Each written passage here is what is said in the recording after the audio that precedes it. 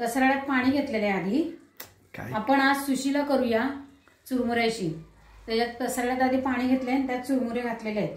चुरमुरे चांगले भिजवून घ्यायचे, कारण ते बुडले जात नाहीत म्हणून दोन्ही हातांनी ते बुडवावे लागतात। नंतर मग सगळं गोळा करून असं पिळून थोडंसं पिळलं जातं आणि एका ताटात काढून घ्यायचे। लावलेलं आहे, तेल ओतलेलं आहे त्याच्यात 2 चमचे। ह्याला तेल फार कमी लागतं, त्यामुळे तेल कमी घालायचं। आता त्याच्यामध्ये फोडणीमध्ये घालायला मोहरी, जिरे, हिंग आणि हळद घेणार आहे। बाकीचं टाकायला टोमॅटो, कांदा, मिरची आणि कोथिंबीर। कढीपत्ता असला तर कढीपत्ता टाका। हे चुरमुरे सगळे पिळून घेतलेले आहेत, पाणी घालायचं नाही त्याच्यामध्ये। आता फोडणी टाकून घेते।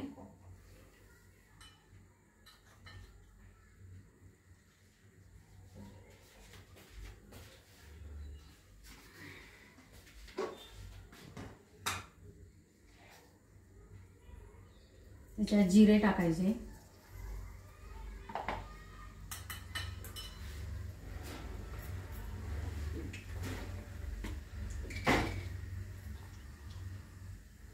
हिंग टाकून घ्या,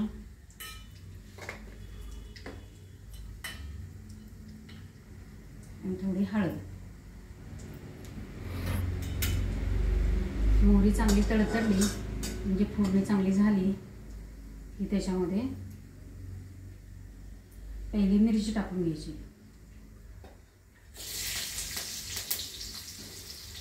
मग कांदा टाकून घ्यायचा,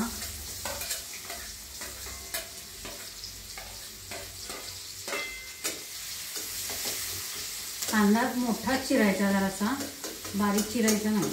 बारीक चिरला तर तो त्या दाताखाली येत नाही, दाताखाली लागला नाही तर त्याची चव लागत नाही।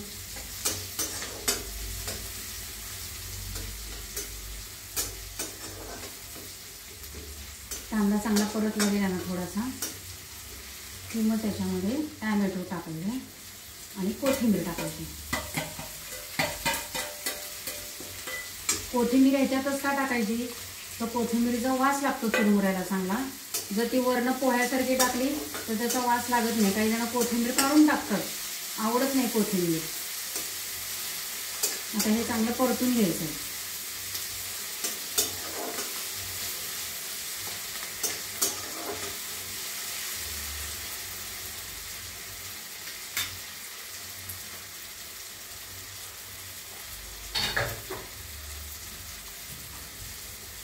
परतून झालं की त्यात चुरमुरे टाकायचे, भिजवलेले चुरमुरे।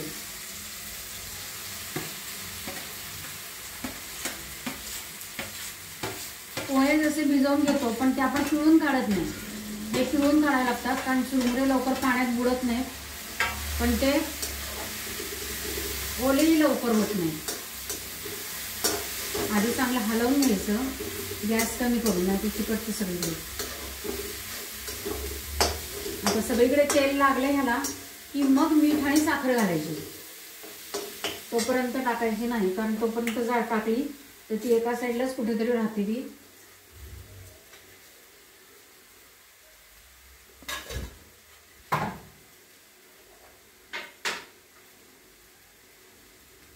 मीठ टाकायचं त्याच्यावर,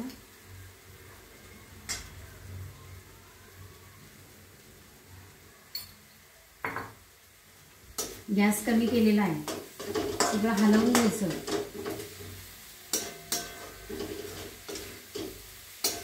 सगळीकडे लागलं पाहिजे ते। घेताना चुरमुरे जरा जास्त घेतले म्हणजे भरपूर होतं, नाही तर कमी घेतले तर ते भिजून कमी होतात चुरमुऱ्याचं। झालं की थोडा वेळ झाकण ठेवायचं त्याच्यावर, सगळं मुरून द्यायचं ते। आता त्याला वाफ झालेली आहे, गॅस बंद केलाय आणि सुशीला घ्या। मस्तपैकी चवीने खा, मस्तपैकी लागते, चमचमीत एकदम। पोह्यापेक्षा ही पचायला एकदम हलकी असते।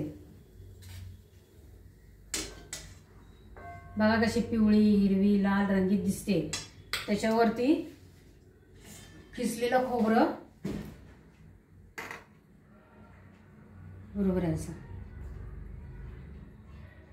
ह्याच्यावर शेव टाकली तरी चालते, लिंबू पिळलं तरी चालते, पण लिंबूची गरज नाही कारण टॅमॅटो घातलेला आहे.